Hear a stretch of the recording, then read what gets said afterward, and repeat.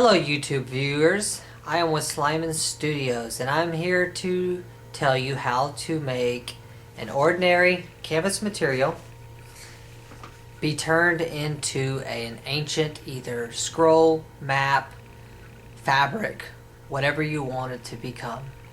But today I'm going to show you how to take this material and make it look really old. And here we go. So the first thing you want to do is take a large piece of canvas material, whatever type of canvas material you want, and cut it into the size that you are going to want your map to become. But today I just cut a little strip out of it so I don't have to waste so much, because I'm using the rest of the stuff for future projects. So now let's dye the stuff.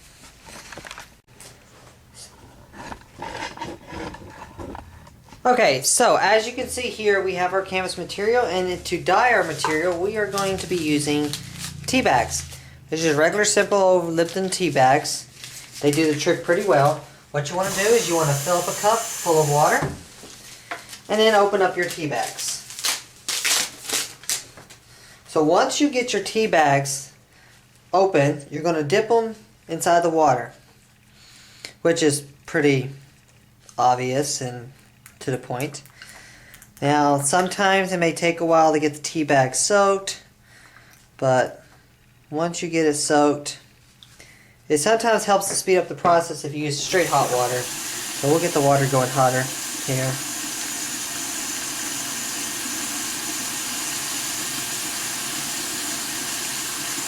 Here we go.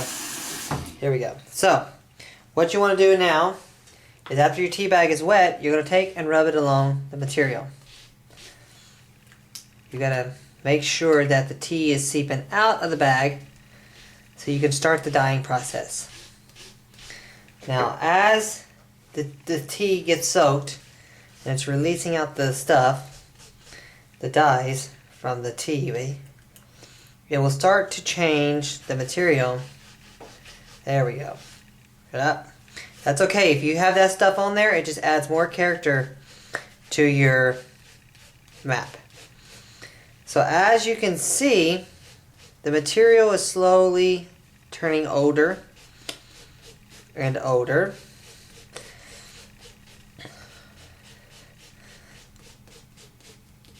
So once we have this all colored here, it will be a good idea to let it, whoops, a little too much there, do the back side. As you can see on the back side, it doesn't really seep through that much. And on the front side, it's all dyed in color. So you want to dip your bag again, you want to make sure it's wet so it's taking that stuff coming out, and dye the back side. Now, if you don't want your back side all dark in color, or your map as dark in color, you just let it slowly seep through the back. But for what I'm doing, we're making it really, really, really ancient and old looking.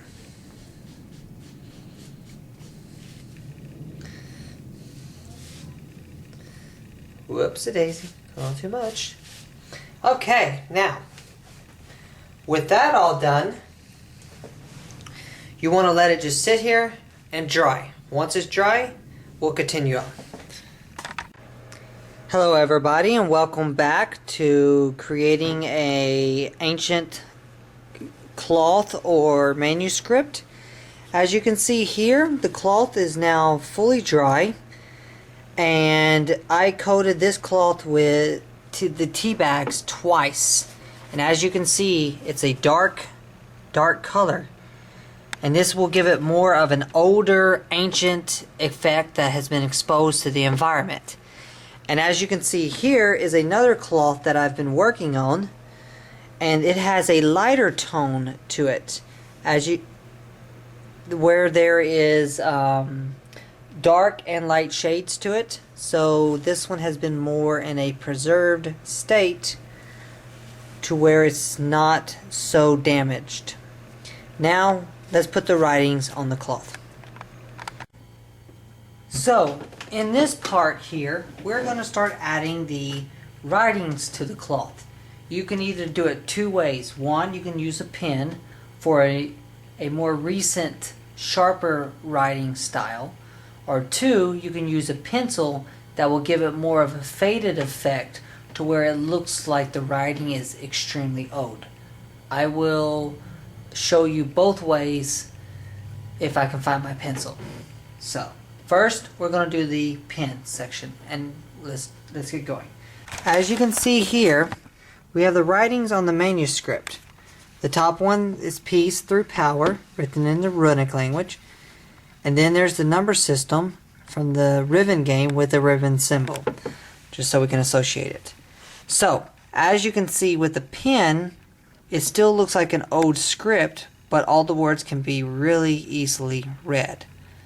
And if you want to make it really ancient, you really don't want to do it this way, but it still gives it a good effect for like treasure maps, for like drawing out maps and islands and stuff like that.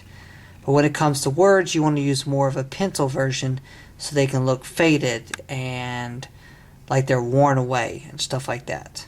So now let's do the pencil. Okay, so now here we have the pencil. Now we're going to give it more of an ancient look. So we decided we didn't want to do the pen, so we're going to do the pencil this time frame.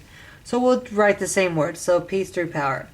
So this with the pencil though, you're going to have to do more drags back and forth because it's harder to write on there, you know. P E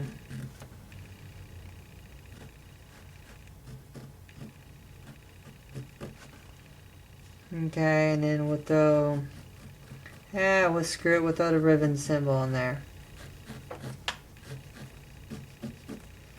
So now, as you can see here, from this here, you can still see the writings of the pencils on there, but it gives it more of an older look to it.